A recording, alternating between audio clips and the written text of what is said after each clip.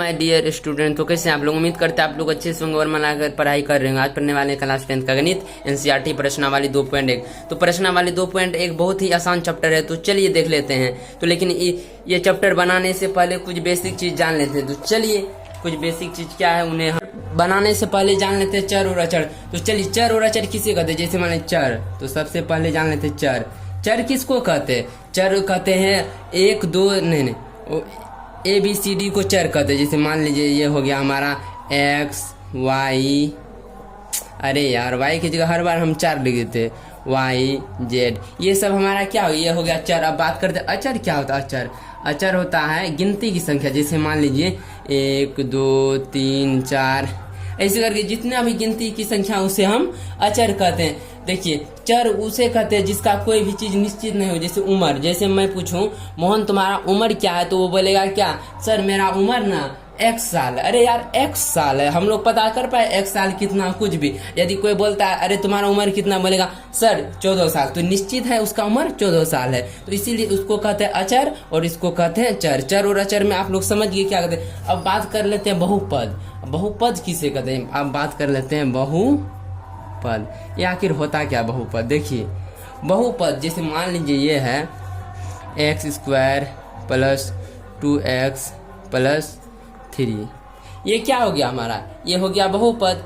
जैसे कि ये सब हो गया बहुपद। और कैसा बहुपद हो गया? तो द्विघाती। जहाँ पर देखिए जैसे x पे पावर 2 है ना, तो ये हो गया द्विघाती बहुपद। जैसे मैं यहाँ पूछूं ये क्या हो गया, x +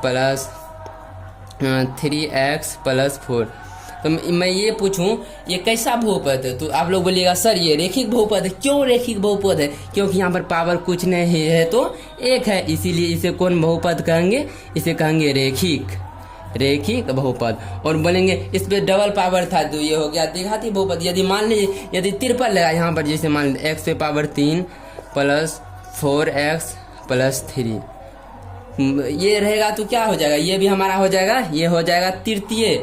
जैसे ये हुआ था ना द्वितीय, तो ये हो जाएगा रेखिक बहुपद और ये होगा तृतीय बहुपद। क्या हो जाएगा? ये हो जाएगा हमारा तृतीय बहुपद। तृतीय ये हमारा हो गया तृतीय। यदि मान लीजिए आप लोग x y कुछ भी रहे, जैसे मान लीजिए ये भी बोलेंगे 3x² + 4y + 5, तो ये हमारा कौन सा बहुपद हो गया? तो बोलेगा अरे x पे पावर 2 है तो ये हमारा हो गया रेखिक बहुपद। तो इसी तरह से रेखिक बहुपद और द्विघाती बहुपद ये लोग आप लोग समझ गए। अरे यहाँ पर x पे पावर 2 है तो हो गया ये द्विघाती बहुपद। जैसे मान लीजिए यहाँ पर कुछ भी रहेगा 3y² + 5x + 3, तो ये हमारा क्या हो गया? ये हमारा हो गया द्विघाती बहुपद, द्विघात बहुपद। अब मान लीजिए जैसे कि यहाँ ले लेते 3 + 1/x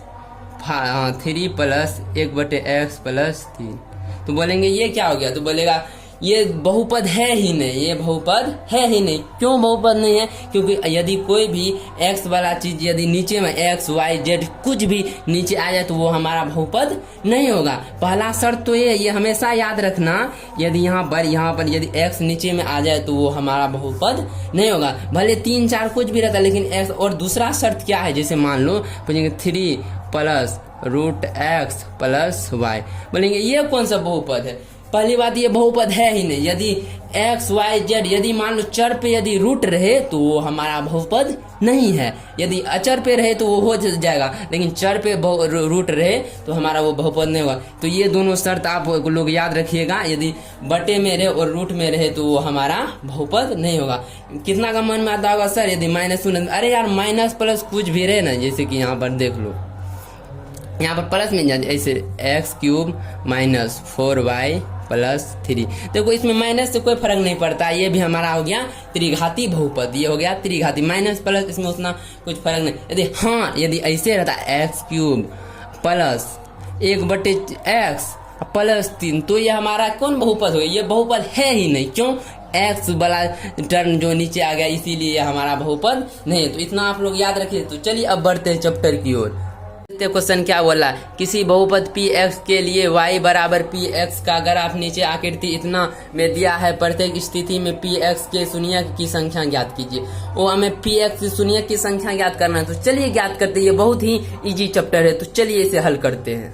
इसमें बताने बोल रहा है px का शून्यक। देखिए पी एक्स का शून्यक मतलब देखिए एक्स को जो काटता है ना उसका, जैसे मान लीजिए यहाँ पर एक्स वाला जो लाइन है इस पे जितना रेखा काटती उतना हो जाएगा। जैसे कि मान लीजिए यहाँ पर, हाँ फर्स्ट तो नहीं, दूसरा यहाँ पर देखिए ये एक्स वाला है ना लाइन, तो इसको देखिए तो कोई काटता है, कोई भी, एक भी नहीं, तो इसका शून्यक क्या हो जाएगा, इसका कोई शून्यक नहीं होगा, तो इसका कोई शून्यक नहीं होगा, इसका शून्यक हो जाएगा 0। यहाँ देखिए इसे कोई भी रेखा नहीं काट रहा है, यदि ऊपर से कोई भी यदि लाइन इस पे ऐसे करके काट देता तो उसे हम लिख लेते, लेकिन इसको कोई नहीं काट रहा है तो इसको लिख देंगे इसका कोई शून्यक नहीं होगा, लिख देंगे इसका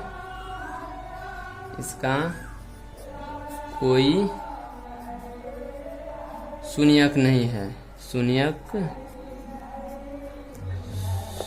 नहीं होगा, नहीं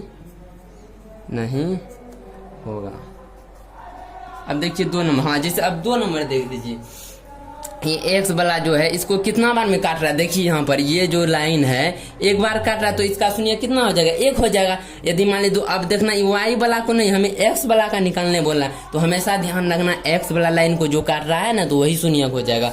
तो कितना बार में काट रहा है, यहाँ देखिए एक जगह काट रहा है तो इसका शून्यक कितना हो जाएगा 1, तो यहाँ लिख देंगे शून्यक बराबर कितना बार काट रहा है, 1 बार, तो लिख दिए 1। बस सिंपल से हो गया। ऐसे करके सब मैथ को सॉल्व करना, ये बहुत इजी है। जैसे कि हम आपको चलिए सब बता देते हैं, जैसे कि अब यहाँ पर ले लीजिए 2 ठो बता दिया, आप लोग उम्मीद करते समझ गए होंगे। जैसे कि यहाँ मान लीजिए 3 नंबर क्वेश्चन है, तो 3 नंबर कैसे, यहाँ देखो 3 नंबर ये एक्स वाला जो लाइन है ना, एक्स वाला, ये देखना हमें कितना बार काट रहा है। यहाँ जैसे कि मान लो यहाँ देखो ये कितना बार काट रहा है, 1 2 3 बार, तो 3 नंबर का शून्यक बराबर कितना हो जाएगा 3।